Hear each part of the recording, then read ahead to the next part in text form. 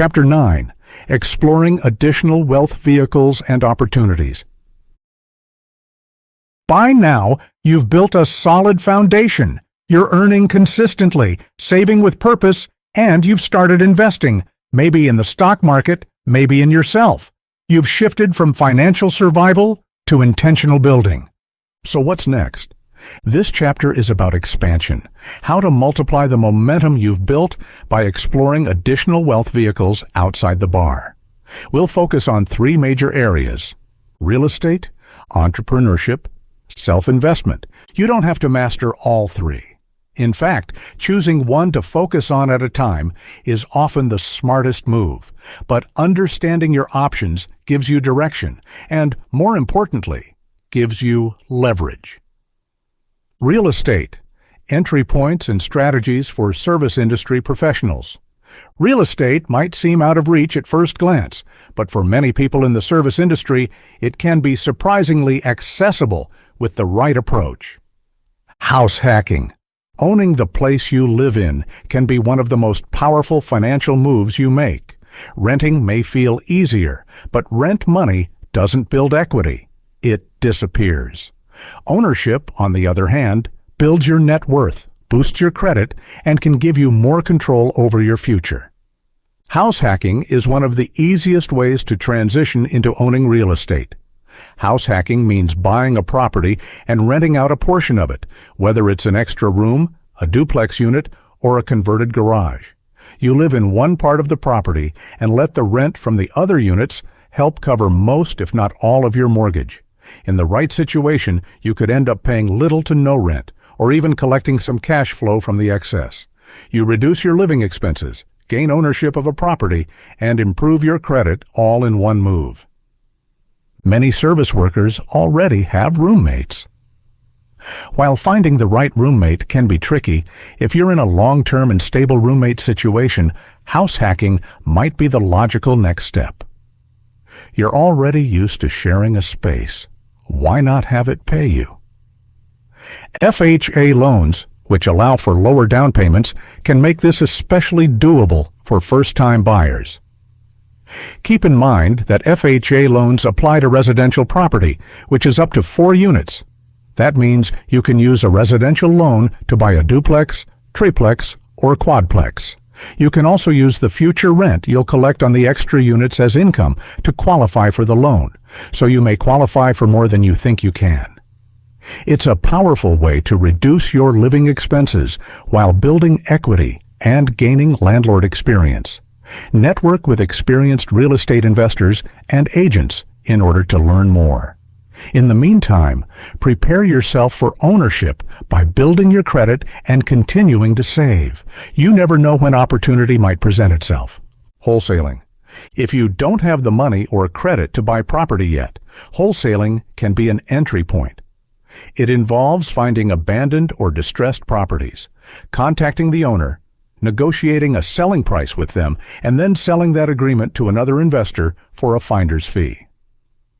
In my experience, these fees are $2,000 to $5,000 on the low end. It is definitely possible to make 5 figures on one deal, depending on the type of property you are able to find and how well you negotiate. As with all investments in business, be aware of the legal framework in your state and county, but in many cases, you do not need a real estate license to do this.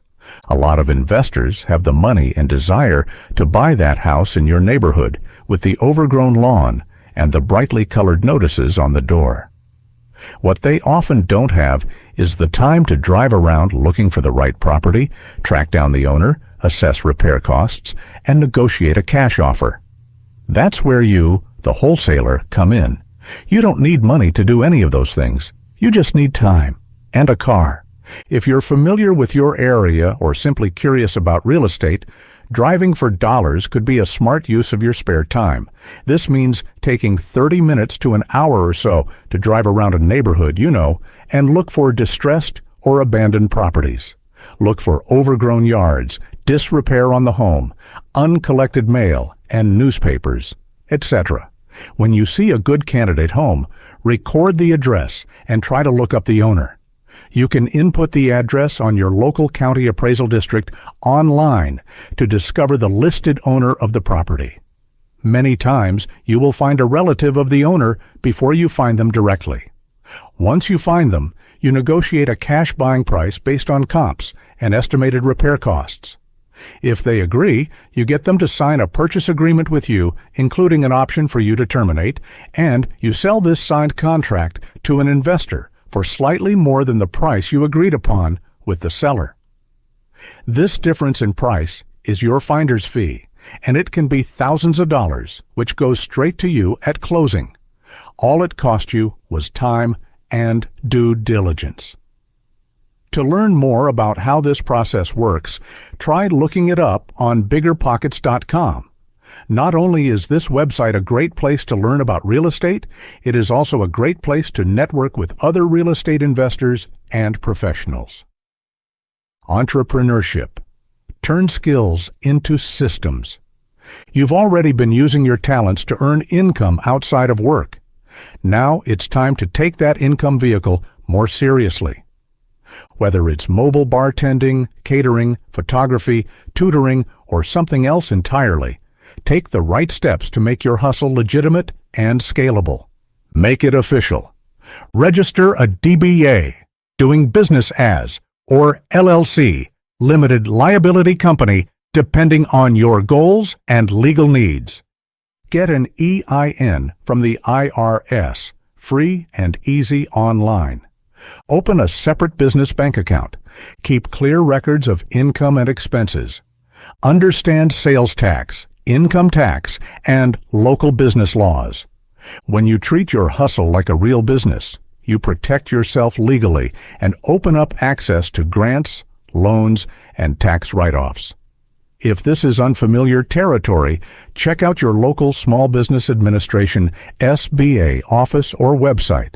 They often provide free training counseling and workshops for new and aspiring business owners. Scale with strategy. Growth is exciting, but overextending yourself is easy if you don't keep the proper focus. As demand for your business increases, you can reinvest in better equipment, marketing, and support staff. Just don't grow so fast that the quality of your product or life suffers. Avoid burnout. Remember, the goal is freedom and pursuit of your higher self, not to obligate yourself to another job. You don't necessarily need to build a massive brand overnight. Just build something that works consistently and sustainably for you. Making money online. Build once, earn often. If you want a business that runs even while you're sleeping, the online space is where that happens.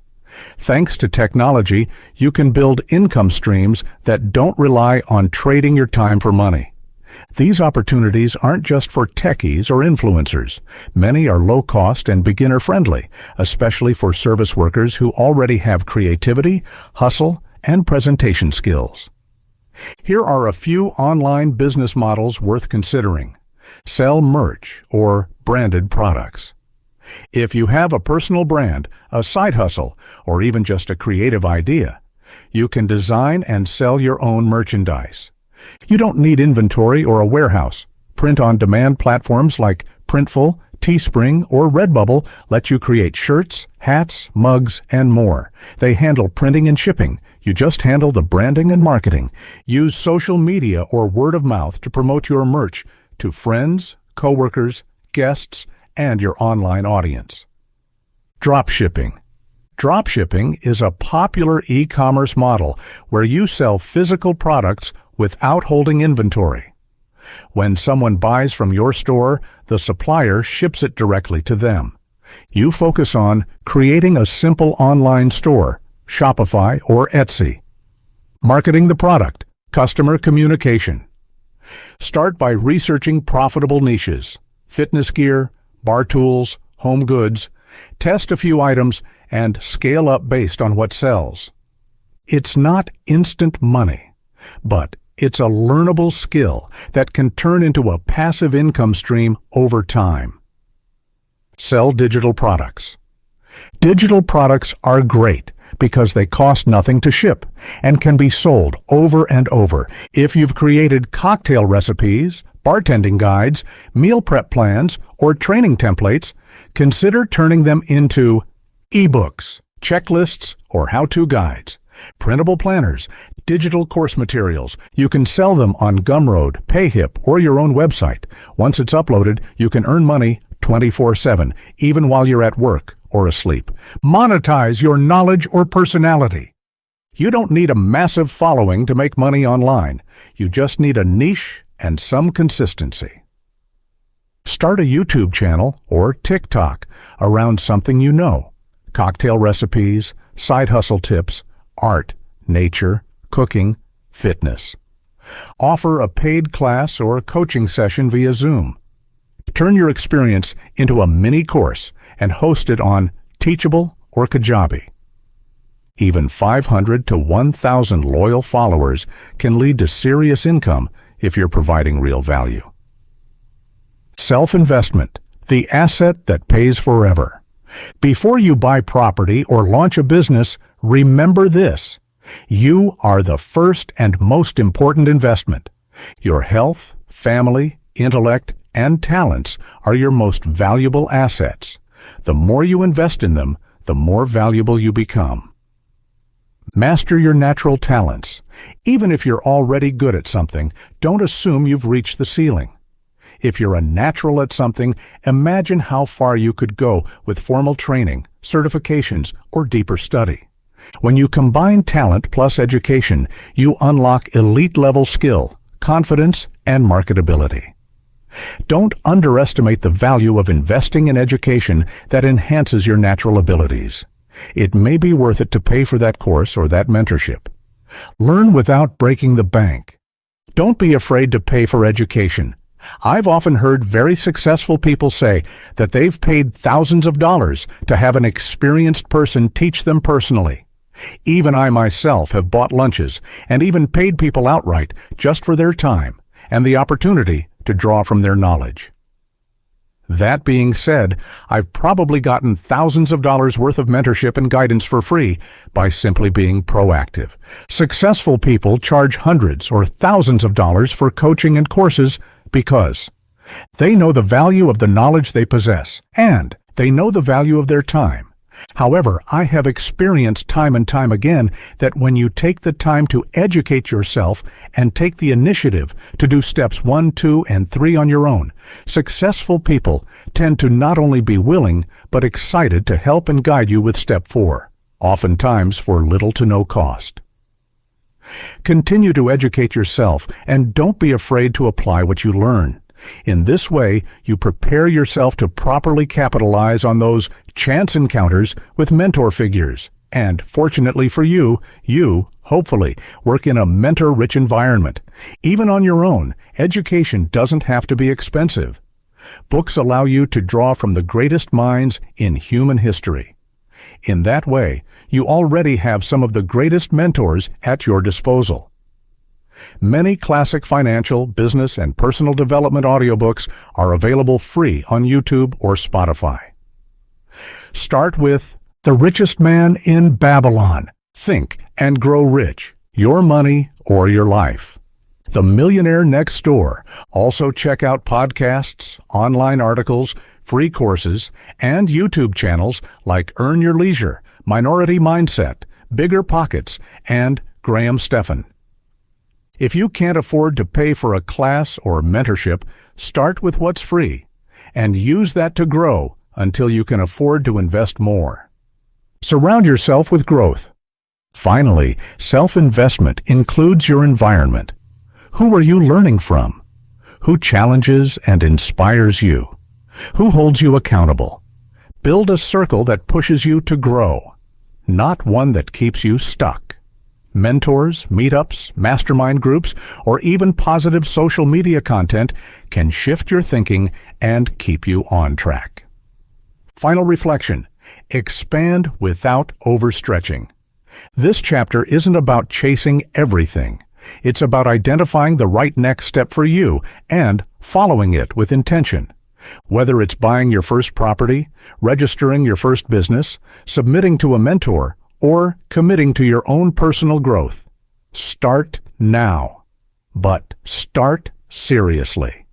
You've come too far to stop at financial survival. Wealth is a journey of layered wins. Add your next layer. Action prompt. Choose one of the following paths to explore more deeply. Real estate. Try driving for dollars if you happen to be driving through a neighborhood. Practice identifying distressed properties. Record the address and see if you can find the owner. Pose questions to experienced real estate investors on BiggerPockets. Research FHA loans or meet with a mortgage lender to find out what it would take to buy your first property. Entrepreneurship. Register a DBA or LLC, open a business bank account, or book a consultation with your local SBA. Self-investment. Listen to a free audiobook on Spotify or YouTube and commit to finishing it by the end of the week. When you just so happen to meet someone more successful than you and they give you a task to do it quickly. If it leads you along your path, of course. You will find that this is a quick way to boost momentum in your learning and progress, but it often requires you to step out of your comfort zone. Take action this week. Action builds momentum, and momentum builds wealth.